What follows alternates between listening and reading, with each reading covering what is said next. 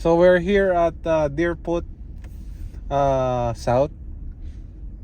Apparently they closed the other side of the Deerfoot towards northeast, and we don't really know what's going on.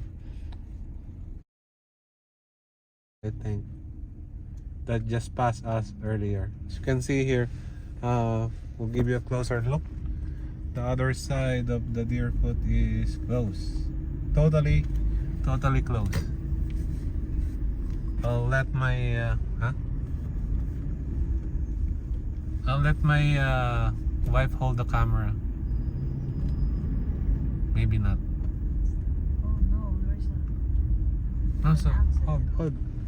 They closed the Deerfoot. That's going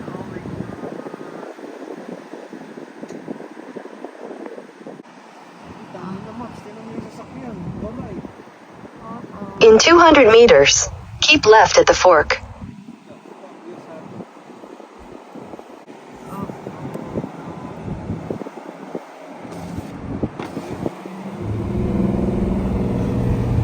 Keep left at the fork.